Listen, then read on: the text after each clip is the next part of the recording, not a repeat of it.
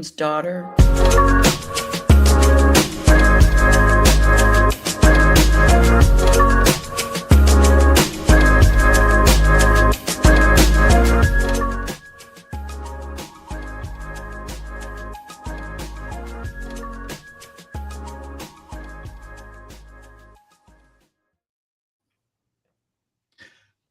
Greetings, ladies and gentlemen, and welcome to today's exciting webinar, part of our webinar series with ISTE, ASCD, and Future Ready on new literacies in the AI era.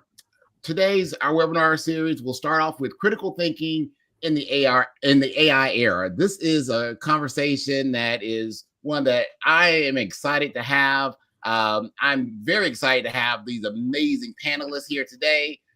You didn't come to hear from me. You came to hear from these four wonderful, excellent, tremendous educators in the room. So first and foremost, go ahead and pass it on over to my good friend, Shannon. Hi, everybody. My name is Shannon McClintock Miller, and I am the district teacher librarian at Van Meter Community School in Iowa, and I also serve as the Future Ready Librarians Leader. All right, next we have Dee. Hi all, my name is Dee Lanier. I am a Samsung education coach. I'm also lead trainer with Linear Learning, author of The Promises of Perils of AI in Education, only with Ken Shelter.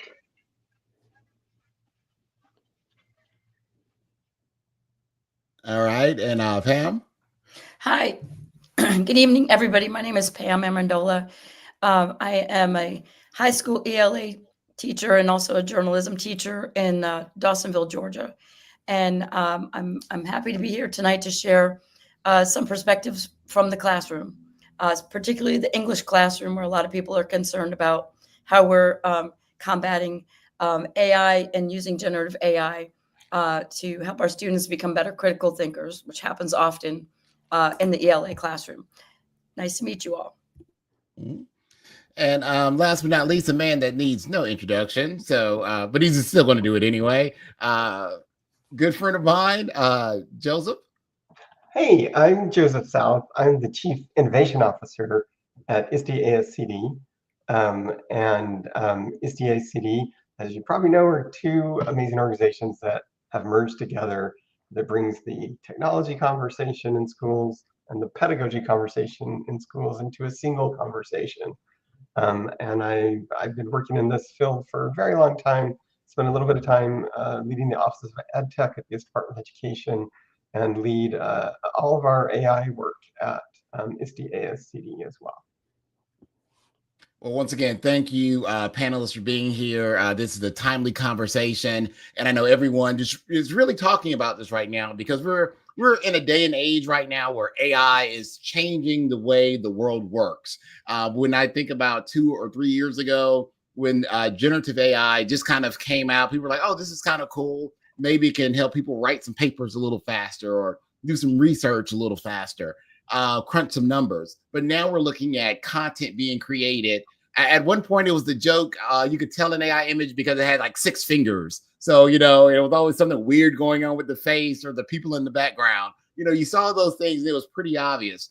But now we see things and they look so real.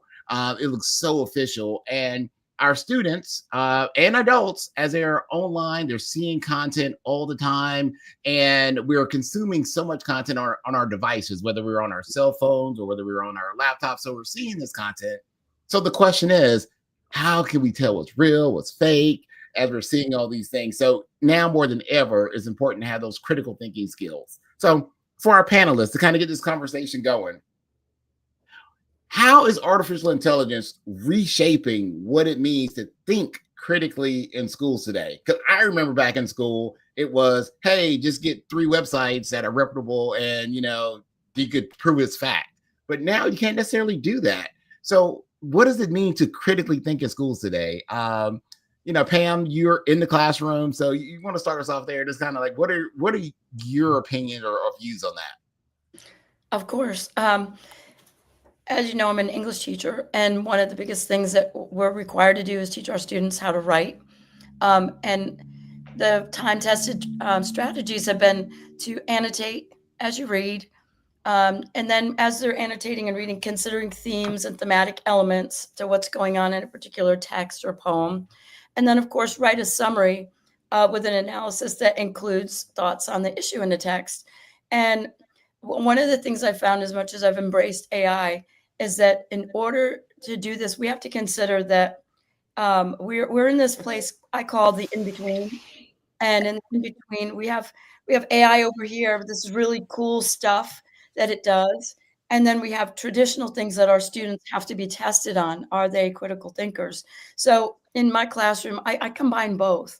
So when I'm teaching them how to do annotation or how to have discussions and how to come outside of their comfort zone, and then I'll use extension activities with generative AI platforms like Adobe Express or Canva or any of the other platforms that are out there to do as a leapfrog off of what we've already discussed in the classroom.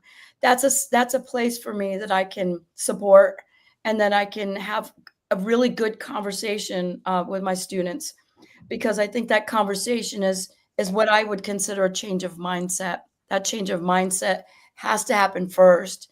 Instead of retooling worksheets and things like that using AI, we as teachers have to make sure that we're looking at it from a different angle, and providing them with extension activities that allow them to become better critical thinkers. I Hey, know. Shannon, what are you seeing from your perspective? I was just going to say, Pam I work with all of the kids, but especially the elementary kids in our school. And even our little ones, we're using tools like Adobe Express and Book Creator, and having these conversations, like it's been like so much fun to even have conversations like with our teachers, because it's not about just, finding the information, but really questioning and talking and thinking thoughtfully about where that information is coming from and how it was created. And so for me, this has been just so exciting as the librarian to open up, I think, even more conversations within our classrooms. And again, not just with our older kids, but it's so fun to have these conversations with and really think critically with our younger students too, because just think where they're going to be at, when they're in middle and high school. And we're setting that groundwork for them at such a younger age, I think, talking about these things. Great. So, Joseph, what are you seeing? Like, I know, like with your organization, you're working at a international level. So, like, what are you seeing across the country right now? Well, one thing that I think is new to the conversation is this idea that it's not just the credibility of the information that you have to evaluate. It's the credibility of the tool that generated the information, right? And we don't really think about it that way. In the past, there was sort of this assumption that, if you found it on Wikipedia, then it must be it's probably right. Maybe it takes a little bit of checking. But if you get your answer from an AI engine, there's a question of what was that engine trained on, and what it's getting its sources from, and is it hallucinating? And so there's another level of interrogation, which is, what are the inherent biases that may be in that response based on the tool? And if you think about it, this is always a level of inquiry we should have been making. We should have been asking the question behind the question. But I think it's now more front and center for us that you have to go to that deeper level if you're going to have any chance of knowing whether something that you're reading is reliable. So, Dee, what are you seeing from your perspective? I would say lots of similar things. I mean, from what was stated, some being, our opportunity to kind of reintroduce, I don't think we've gotten away from, but to reintroduce concepts and things that we have been doing, and then saying now we are adding AI into this mix, and it complicates things. And so, what does it mean for AI to be a part of the conversation of teaching media literacy? How do we help students and adults, for that matter, to distinguish, between different forms of misinformation? I think that also is included in how well educators or how intentional educators are in disclosing their use of AI. If they are attempting to have students utilize AI ethically, then what does it mean for them to disclose their use of AI, what tools they use, what prompts they use, modeling examples, also them highlighting and exposing things that came out that may be hallucinations, right? Um, Providing students with ethical guidelines of things to be careful of, but then also having conversations with the students so that it's not just from a power dynamic of authority uh, to student, this is what you can and cannot do, but instead having the opportunity to actually have a conversation about ethics, right? And so the thing that I taught when I first started teaching back in 2007, and the 3 questions of ethics of, is it against the law? What if someone did this to me? Am I sacrificing the long term for a short term gain? And the examples that I was using back then were completely different, but now here comes the opportunity to integrate the conversation around AI and now expand. What does that mean now? And how do we protect ourselves and others against the misuse of these tools? And then how do we use them effectively? Those are some great points that everyone brought up there, because I'm just sitting here thinking, as I'm seeing more and more AI usage, I find myself, and I'll admit, killing some time on my device, waiting in line. I now wonder, what did people do before they had cell phones to wait in line? Like, did we actually talk to each other? Like, I don't know, but but but now it seems like everybody's on some kind of social media, watching some type of video, getting things shared with them. Like, I saw this video, and at first I was like, oh my gosh, that's so crazy. These rabbits are in somebody's backyard, like jumping on the trampoline. And have you seen it? And then as I'm started looking at it more and more, I'm like, okay, is this real? Did this really happen? It's a fun little video with that one, but more and more in this world of deep fakes and things that we see going around, how do we teach our students and our educators to identify what's real, what's AI generated, where now we have people in the highest office sharing content that's AI generated. And we have something as simple as a bunny rabbits jumping on a trampoline being AI generated. So, like, what does it mean? How do we teach our kids to take that extra second, or our teachers take that extra second before you share, to kind of do a little more research behind that? So I just jump in on this and say, if we believe that we are going to be able to tell the difference between something that's real and fake in the future, we're kidding ourselves. That we are going to get to the point where none of us are going to be able to tell by looking whether something really happened or not. I hate to say it, but this world of verifiable truth with your eyes and ears is going away, and that's really scary, and that is new. We have not been in a place before where these deep fakes are so convincing that you literally, smart, intelligent, savvy people can't tell what's real. And so I really think that we have to shift our strategy to verification. And that needs to become just a reflexive strategy that we all do every time we see bunnies on a trampoline, right? We go, whoa, we need to verify this, right? No matter how real it looks, we need to verify. And I really loved what Rachel L. in the chat, she talked about lateral reading as a really important strategy. And I know we're getting to strategies in a minute, but it's that habit of, when you encounter a new source or a claim, you start to read about it rather than just reading it. Your reflex is to read about it and try and get some other perspective on it. And so I think that's the rise of verification is and the skill of verification is going to become front and center.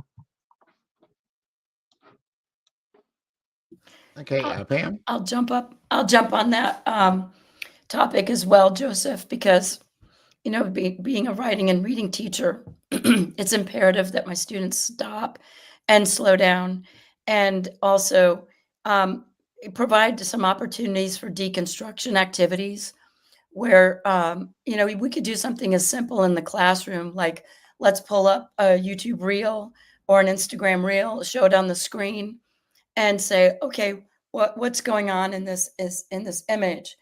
For instance, we were watching a video yesterday, and it was Elon Musk was in a bomber jacket, and he was in front of like a bookcase, and it was clearly 3 layers of different items of context that was AI generated. He was not, yes, did he at some point in time um, wear that bomber jacket in a particular clip that was out there? Probably.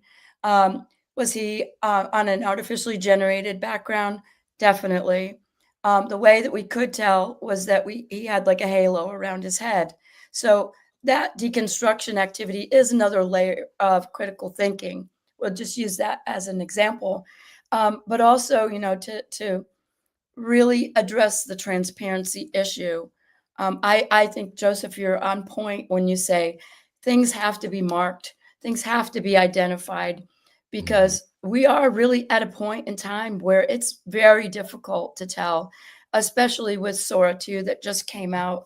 When you start to see people of interest like Robin Williams' daughter saying, "Can you please stop posting deep fakes about my dad?" That to me, of Robin Williams' daughter, is it really hits in a very personal way, as well as any MLK videos that are out there. Why do people feel the need to have to do that? It's a very negative culture activity, and it does speaks volumes to some of that negativity, which is a whole conversation unto itself. And going down this toilet of negativity is really it's terrible, and it's unfortunate, because then we have another issue we have to deal with, is mental health, and how is this going to affect people and shift the narrative. And if we can ever do anything about that in the classroom, I feel 100% a responsibility to do that, especially with my kids on a daily basis. Yeah, those are some great points there, Pam. Because right now, I think one of the biggest issues that we see with a lot of these deep fakes, and it's cute when it's a rabbits jumping on there, but as you mentioned, when it's historical figures, people who someone mentioned, hey, how would you like it if that was your grandfather or your mom or your dad, in some of those videos. But also we see that I think we're at the point where a lot of people want to believe something. And if I found this video clip of someone that I trust saying this thing that I believe in, then it must be true. It's that immediate, that confirmation bias. I saw something by this person, so I'm not going to look at it as, with that eye that I would for something else. If I'm looking for it to be wrong, I found something that could be right. It's there. So, and I know I'm kind of shifting the question a little bit, but with that, what are your thoughts on that? Like when we're seeing these things and people are getting that confirmation bias of some of these deep fakes, how do you think we need to have that conversation in our schools around that? Yeah. I appreciate that question. I think, and Joseph, he brought up earlier as well, of we have to, consider the bias that exists in evaluating, the output of these different tools. But I think the first step is actually evaluating the bias that exists internally. And you cannot evaluate something externally that you cannot identify internally. And so, for instance, one of the things that I do in one of my workshops is I regularly put up a prompt, and I ask, for whatever the AI tool to, generate a lesson, and to modify it to accommodate for different learning styles. And then I ask the audience, what do they see as a potential wrong with that prompt? And so this one is more benign because I'm attempting to just highlight something. And when they do it, great things come out of that conversation. It's oftentimes, about the accuracy of the descriptiveness, all sorts of things. That's all great, but no one's highlighting the fact that learning styles has been debunked multiple times over. And so if I have a bias that can even just be based on unawareness, and that's what I put in, then what I will then have in the output is something of a biased output, let alone looking at what are all the data sources and what are the things that it's going to draw from in order to create whatever it creates. And so thinking about these things super critically, I think, is very important. And I actually see we have the opportunity within education to highlight our opportunities to, speak to things from a ethical morality standpoint. And it's not just you can't and you shouldn't, and if you do, there will Yeah. be a consequence. It's our opportunity to teach wisdom, because yes, bunnies on a trampoline are funny, but um, there are much deeper ethical conversations and questions that have to be asked. Because also, to big up what Joseph said, I think we are getting to the point where we will not be able to identify easily with our eyes. We will not have the same visual cues that we're able to have today in order to recognize those things. So we have to start asking much deeper questions immediately, because they won't be simple checks to identify. We'll have to do more internal checking, even in asking certain questions like, why does that exist? Okay, and y'all are taking me in a direction that, and sorry, panelists, I'm gonna change our next question a little bit. That I'm gonna ask you. So, for those watching, no, I did not share our questions with our panelists.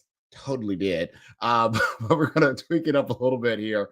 You know, when we see students like creating content, I remember, I used to have my students create podcasts in the classroom. Some of them had their own little songs that they created. And then we talked about like copyright, like, it's yours. And how would you feel if somebody took your song that you created and changed it and didn't give you credit for it? How did it make you feel? They're like, oh man, that would stink so bad. But now with AI, students can create content. Anyone can create content and share it to this audience. I saw a recent story about the music producer Timberland creating an AI artist because he couldn't find an artist to sing the hook he wanted to sing. So he had AI create something, and it was exactly what he wanted. So with content being created like this, how do we teach students now the importance of being able to have a unique idea, and what's a unique idea? So if I create something and I've used this AI tool to modify it, change it, how much is it? Is it a real idea, and how much is an AI idea? At what point is it mine, or it becomes the computer's idea? So with that being said, how do we kind of train or teach our staff and students what's this original content? What does it look like from a student and a teacher lens? How do we have that conversation in our spaces? Anybody want to tackle that beast? I can take a first stab, um, in that, similarly to how it's becoming incredibly, more difficult just to identify synthetic media. I think it's becoming more difficult in order to, give direction to adults and to students of what they can and cannot do, what's ethical, what's not. So my current, not last, but my current communication in a lot of the workshops I do and some of the things that I do with students as well is it's really a strong encouragement. And so, for instance, I'm going to read from the instructions that I give in my solving time design thinking activity. When it gets to the final presentation, I share with them, this is your investment, your voice. Protect your unique voice. We urge you to refrain from delegating the core creative content, meaning the script, lyrics, story, or visual narrative, to AI. We want the solution you present to be authentically yours. It's an appeal on the heart level at this point. Because what I've noticed is also worth working with adults oftentimes in doing activities such as solving time, as I was explaining. They're some of the first ones to put in an AI generated presentation maker, or to go to Sora, or to create a song. And I'm like, you are outsourcing your creativity and your imagination. And if there's anything that I can do to help you refrain from doing that, I'm going to fight for that. And then I think it's so much more critical with younger learners, because we know that their own voice hasn't been developed yet. And so we have to fight for them and have them fight for themselves in many ways. So I line up with a ton of that.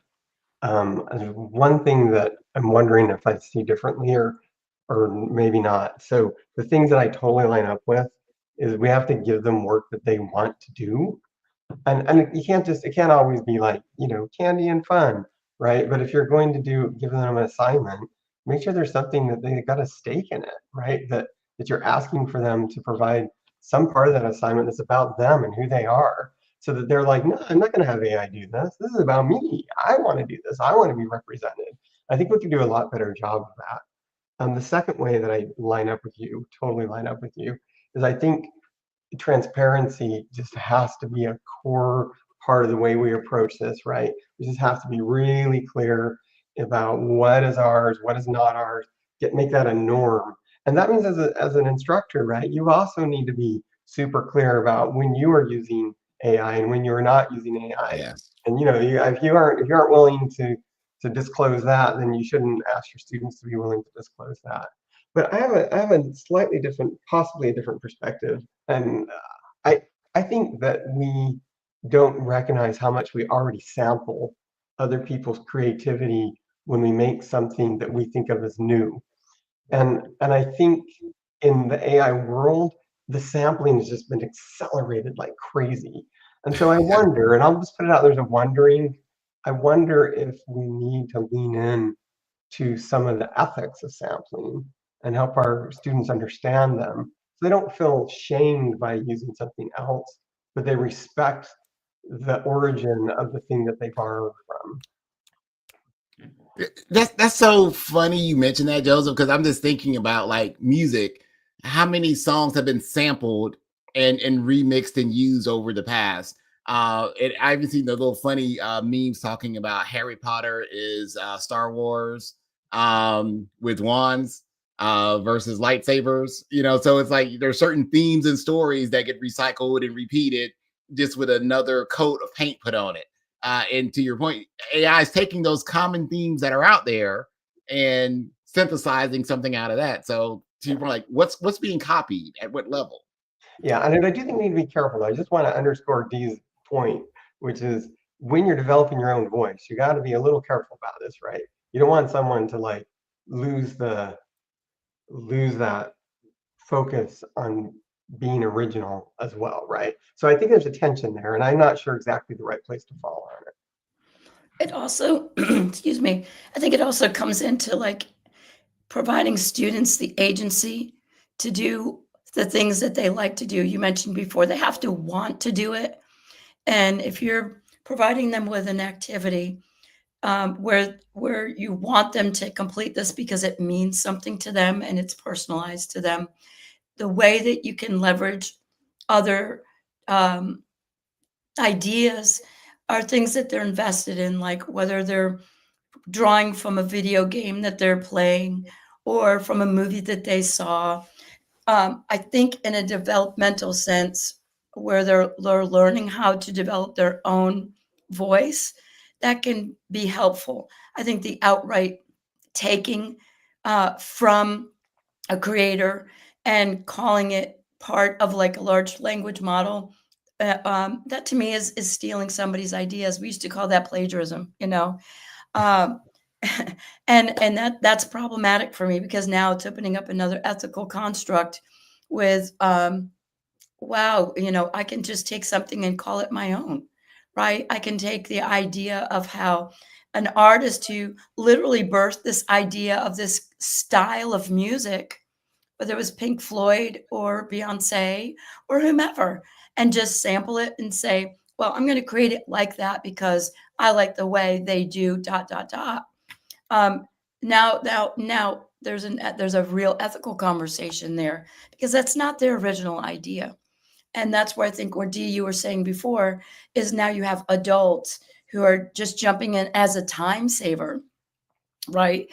That's not necessarily a good idea, because you're modeling a poor behavior that you don't want your students to do, and that's just like when I'm in my own classroom, I want to see what my kids are doing and how they're doing using the models or the chatbot or whatever. And then that leads to additional discussion that allows me to say, hey, that's probably not a great idea to do that. And that's one way to share with them, hey, think before you act. And Adam, if I can completely derail where you were going next, if Okay, I okay, can, let's do it. I'm all about derailing here. That's what AI's done, is derailed everything. So let's keep it derailed going. everything. I mean, I just love this conversation, and I was just thinking, just to maybe clarify one of my points in that. I think that we've had long-lasting problems in education, and AI is simply exasperating them.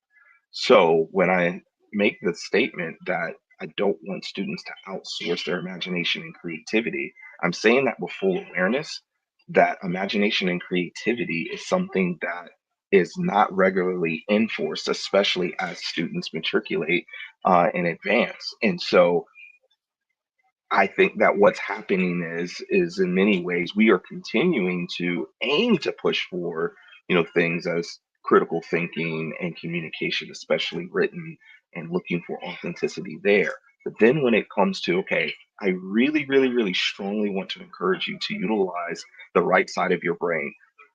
Students have for years, for decades, for millennia have said, there are students or there are people who are artists and I am not it.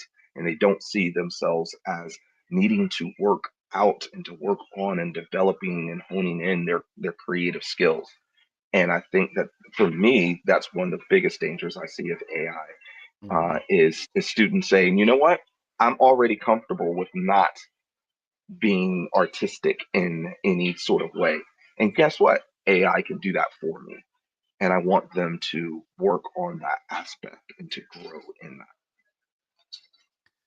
Well, Dee, since you that. derailed me, I'm going to stay off track with this. Panelists, if you can bear with me on this. Because when I think about this literacy is how and when to use things. I am from the generation of the calculators in school when that was the big thing. And I remember hearing folks complain about, our kids going to know, they're not going to know how to add anymore. They're not going to know what 2 + 2 is because they're going to use the calculator every time. And I think we got to the point now where we're still doing basic mathematics in our head. I'm assuming most people can do basic multiplication, division, addition in their brain, but we do use computers and calculators for that advanced math that most people would have to write out on paper. It's like I think we know when to grab the calculator and when just to do the math in our head, or even when to jot it down on paper. So as I look at this literacy around AI, how do we get to the point where we're teaching when AI should be your first call and when it should be your second call? Like, how do we get that kind of conversation in schools or literacy for our students to be like, oh, I don't need to say, hey, AI, write me an email to my teacher to ask for my homework that I missed. Like, you could have just wrote it. You just wrote it. Just say it in the email. You don't have to go to AI first. So all of that to say, how do we teach that literacy, that when to grab it first, when to grab it second? What does that look like in y'all's opinion as educators? How should we be instructing, teaching that skill in this new literacy? I'm going to jump in on this because first, because I think that it's imperative for us to, again, be transparent as people who might be the consumers of AI or users of AI to save time. But that's part of the conversation in my classroom is I want to see you think. I want you to make mistakes. I want you to fail. And that's not, I gather no joy from you failing. It's me helping you as a professional educator get through those problems. I mean, my of course is writing. Let me teach you how to be a better writer. But for people who are teaching kids math, photo math is the bane of every math teacher's existence today. What does that really mean to all of us? We really need to pull back and think about how we are educating our kids. There's a phrase I'm going to borrow from Michael Hernandez, and he says we need to really think about uncheatable assessments. I have adopted that mindset because I don't really care if my kid gets a 50 or 100 in an assessment. I really need to see how they're approaching it. I really want to watch how I can help them develop the critical thinking skills that they need to survive in their adult world. It's not about an essay. It's not about sentence structure. It's about, can you go out there into the adult world and be able to protect and defend yourself from people who might try to take advantage of you and might try to say to you, I'm going to try to pull one over your eyes because you didn't figure out what it is I'm trying to say to you or what I wrote in a contract, right? So Mhm. that's a very, very powerful statement for me. When I talk about uncheatable assessments, it really leans into um, that's again where you give a kid agency, and maybe you're using different types of material and pedagogy to achieve that now. For me, yes, will I use a worksheet? Yeah, but it's not about checking off a box. It's about, let me see how you would achieve this. So a lot of times I pull away the technology and I just want to see it on pencil and paper because then I know it's the kid's authenticity, right? Then I can bring in other things that use AI and we can extend the lesson or the learning. We did an interesting exercise today. We're doing the Canterbury Tales, and we're talking about direct and indirect instruction, not instruction, but characterization. And so they had to read it all first. They had to write about it, pencil and paper, and then I threw them into whatever LLM or chatbot that they wanted to use, and create a pilgrim using all of that in your prompt, whatever the direct characterization was, and design it for someone who's from 2025. And then some kid used Grok and said it was racist. Another kid used Canva and said it was okay. It's pulling up a medieval discussion, design. And somebody else used Gemini. And so this really brought together a lot of conversations about AI literacy. How do you identify this is a different model? That's an old model. That's a model that, they don't charge you anything to use because it's free, but it's going to give you, garbage in as garbage out. So really, really have to rethink how we're educating our kids. And that's a huge task for teachers out there today. They're barely getting by. There's a lot of folks who are just barely getting by. So I love those thoughts, and those classroom examples are priceless. I think it really illuminates what's possible there. The way I think about, I think it's such a provocative question, like what do you reach for first? And I think we need to think about productive struggle. What is productive struggle? What is unproductive struggle? And what's tricky about that is one, that changes based on your developmental stage, right? When you're just learning how to express yourself, then you need to write that email, you need to write it top to bottom, and you need to learn how to say those things. When you're a professional and you've been writing thousands and thousands of emails, that's no longer a productive struggle for you. You want to hand that off to the AI and just like write the email, you check it, you send it. And I think probably just about every assignment we have has some productive struggle in it and some unproductive struggle. And AI and other technologies, they keep moving that bar on unproductive struggle. They really do. And so I think we owe it to ourselves and to our students to take a critical eye to what we're assigning and say, where is the productive struggle in this and where's the unproductive struggle, and really try and separate them out. Great points there, Joseph. I mean, that's so spot on there. I mean, y'all all hitting hitting the mark on this one. So thank you, Derailer, for that, for taking us there. But I think those are some excellent conversations, definite points that we need to talk about as we're in this conversation. So with that being said, and as we talk about what's happening in the buildings, we've talked about some things, some conversations we should have, but have you guys seen any tools, strategies, or lessons, or resources, or things out there that an educator could use in the classroom to help students like analyze, evaluate digital content more deeply, around this? So, being able to determine what's AI, what's not AI. Have you seen any good tools out there when people are evaluating content that they could use? Have you seen anybody doing it well? Any strategies out there that you'd like to share? I can share a strategy, not a tool, and I'll attempt not to derail too much. But you know, one of the things that I've always loved doing with technology has been, aiming to deconstruct an experience just so that folks understand what's happening. So then if it's recreated through some form of automated system, they understand what took place, right? What happened? So I always think about, back in the day, in our day, when our math was sequenced and we had geometry individually. And someone's always fascinated me was, okay, wait a minute. You mean to tell me that the whole goal of this class is to prove theorems so that once I've proven something that's already been proven, then I can use it? It's like, yeah, oh, okay, I get it.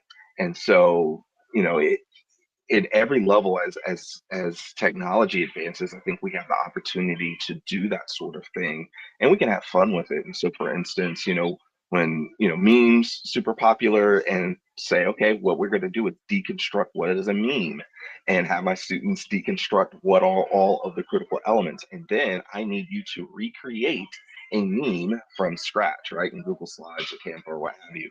And once that you've proven that you can effectively create a meme from scratch, now you can use a meme generator.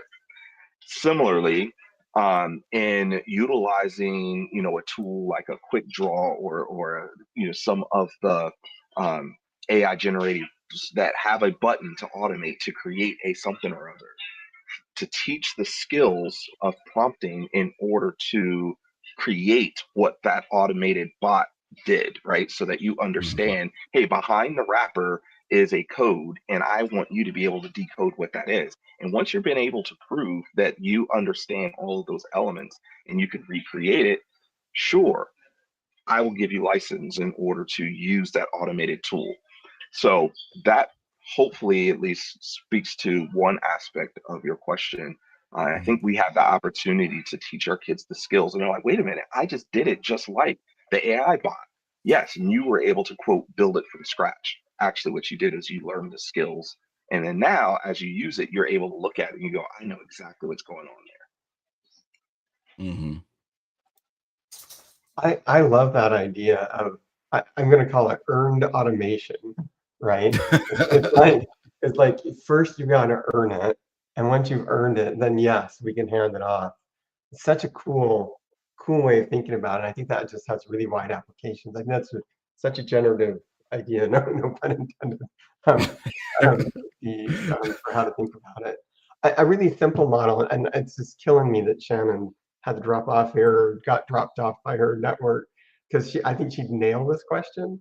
But I think Mike Caulfield's SIFT method is a pretty simple one that you can use, and it's really straightforward. The S is stop, before you share, stop, and don't allow your emotional response to take over. Investigate the source is the I. Don't just read the content, look at where it came from. The F, it's sometimes worded in different ways, but it's like find better coverage or find collaborating sources. So it's like that triangulation. And then T, trace the claims to the original context, like where did this originally come from? And so that SIFT approach, I think, again, I just think like, I don't know how else to say it, that verification is just like a core skill that every child is going to need to be versed in. And just like we have drilled into kids to, not take candy from strangers and don't get a ride, from somebody that you shouldn't, it's going to be verify, right? That's going to be the don't do drugs of the 22nd century. I love that. On that same vein, so like what shifts should teachers, librarians make in instruction, assessment, or conversations to build these new AI literacy skills across subject areas? Because we know it's not just an ELA thing. This is not just something that you have to worry about in English class. That was kind of the thing about copying and pasting. Oh, they could do this with a term paper or whatever. But now with AI, it goes across every content area, every kind of thing that we do. So, how can all courses, all subject areas be a part of this conversation? And, what role should librarians and teachers kind of play in all this? Pam? Okay, so again, I think it just comes back to the conversation about how we really have to rethink how we're presenting our lessons. You know, we all have standards, right? Every content area has a set of standards that they're tasked with by the state that they teach in. Once you start from that core and know that target that you want to achieve, we as teachers need to know that some of the methods that we've been using for decades and the research back is fine. It's okay to still continue to do that. Just reimagine ways you can make it more interesting and hold students more accountable. To give them agency, to also make it interesting, and to make them want to learn. You know, there's a huge thing to say for intrinsic motivation. You know, kids are questioning everything today. They're questioning, what do I have to do this for? I'm never going to use math again. Now, right now, you know, a conversation we had today was about basic math versus calculus, right? So, you know, if you're not somebody who's going to really have to use AP calculus in the future, then why take it? Basic math is fine, right? But they missed the whole point of when we learn how to do a higher level skill, we're teaching our brain, right? We are teaching and we're growing our brain to do something different, to be smarter, and cognitively offloading these activities to an AI chatbot. To me, that's not a solution. You know, that's not a solution for the future. To me, you know, we're humans and we've been given this beautiful gift and our beautiful brains. Let's also share that with our kids. You know, we're here for a purpose. You know, not to get theoretical or anything, or you know. Yeah. But yeah, that's my 2 cents.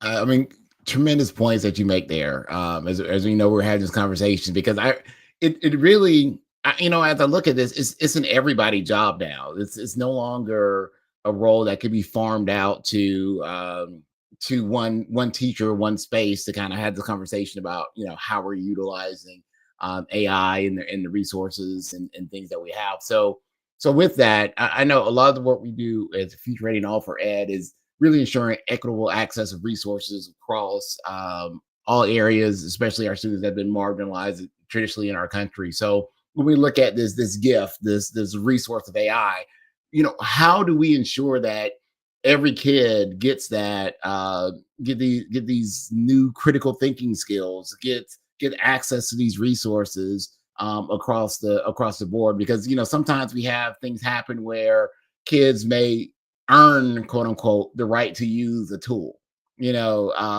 and so I like the earn automation, but how do we have it set up where certain students never get a chance to earn it, you know, where only certain your gifted class or your whatever students here and there have earned the right to do that? Because I remember a teacher saying, oh, well, my good class gets to do all the technology stuff, the other class they haven't earned the right to do it yet. So how do we have that conversation with educators and ensure that all these students get these skills and resources in this new AI landscape? I can attempt to jump in and tie in, you know, the previous question to something I just put here in the chat, which I believe is also relevant. I think that, you know, in a lot of things that we've been talking about is so much starts with the educator, it starts with the teacher, their awareness, their comfort, you know, what they are disclosing, what they're using, how they're using it, all of those sort of things. And so, you know, what Pam brought up earlier of, you know, and math teachers, and I see a few in the chat, and Stacy bringing up, you know, there's always a question of like, well, when am I going to ever use this, and how am I going to ever use this? And real life stories. So true story. I have two kids that were both, you know, wrestling through quadratic equations, and they said that age old statement, like, when am I ever going to use this? And so I then pulled out a little bit of my prompt engineering skills, had some conversation with them, and then developed this prompt. And you know, it has the perspective of using the definition of a problem, a real problem being a matter or situation regarded as unwelcome or harmful, needing to be dealt with and overcome. and then giving the task and saying, provide examples of genuine real life problems that have been effectively solved using quadratic equations. Include practical applications rather than theoretical scenarios. And then the finally said, explain these examples or ensure that these examples meet the supplied definition of a problem.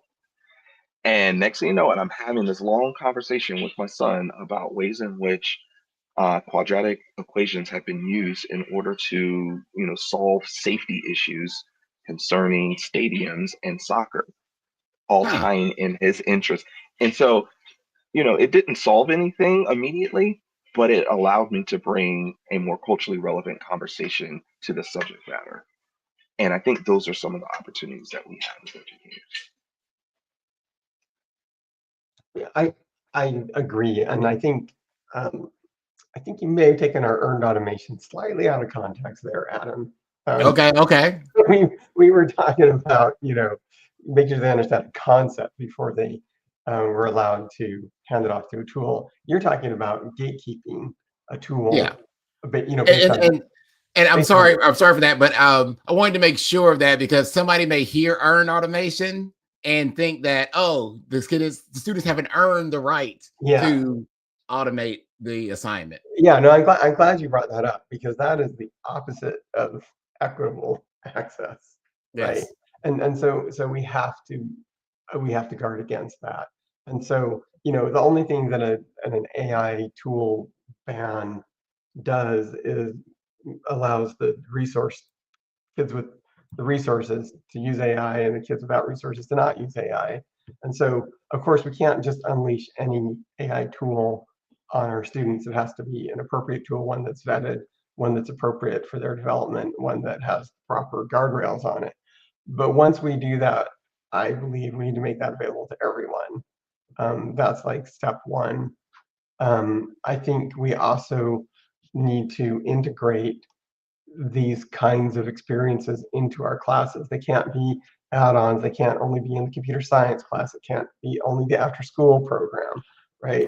We need to make sure that everybody accesses that, and that requires, putting it into parts of the regular curriculum. We have a bunch of free lesson plans. I'll put a link in here in a minute that help educators start thinking about how to integrate AI into their day-to-day teaching, so it's not just something that you get if you're nerdy enough to do it. Yeah, I'll springboard off of what you said there, Joseph. Coming from the district that I work in, we're a one-to-one iPad district, so every kid has an iPad. So whenever I'm designing a lesson, it has to work on the iPad. It has to be an app that the district has approved that's been loaded into ClassLink that they can use, and I'll build around that. Now, I will say to the kids that have a laptop and they want to bring their laptop, they're welcome to. They can hop on the Wi-Fi and use their personal device. Now, I teach seniors, okay? So it's a little bit different for me because they have already developed some of those maturity skills to do exactly what it is they need to do to get the job done. But that to me proves a certain amount of equity because those are devices that the district has provided for every single student in my classroom. And we can just go from there. So, and I'll echo what Joseph said about the hands-on lessons that are on the ISTE page under AI. There are 5 guides, Joseph, are there 5 or 4? And they're built for all different levels, in addition to a guide on just ethics all by itself. So they're very helpful, and you can retool them any way that you want to fit your content area. And they're very helpful, and they're by people who have been working with AI and as educators since you said around 2017. And back in the day, back in the good old days, right? So yeah, completely free and openly licensed. So yeah, I love that. Those people who know me know that I love free 99. That is my favorite price for things. So those free resources. And another resource I want to share before we go into our final question. And I think ISTE has done some work with AT&T as well, where they work around the achievery. So check out futureready.link/achievery. Set up your free account, 100% free 99. Amazing resources there. And they have, you search AI, they have some great resources around AI literacy that you can teach.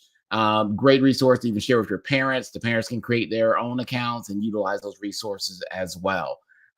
So I do love this conversation, and we're about to wrap. So I do want all of our panelists here to kind of give that walk-off shot. So in one sentence, what's the best advice that you would give to anyone trying to separate fiction from fact or fact from fiction in this day and age of AI? One time, like I said, I can say, look for the sixth finger. Either it was the Princess Bride or it was AI. But in this case, that AI has gotten a whole lot better with that. So what's a piece of advice that you would give to someone trying to separate fact from fiction in the day and age of AI? D, go ahead and start us off. Oh, goodness. Well, when it comes to synthetic media, things that are video or image based, this is going to sound silly and corny, but I'm serious in that I ask my kids. They're the best at helping me identify the things because the kids are talking all the time. They are discovering different tales to look for. And my oldest was like, Dad, I think AI got you, because I sent her a funny video. And I was like, ha ha ha, yeah, I know. And inside I was like, man, let me look at that again.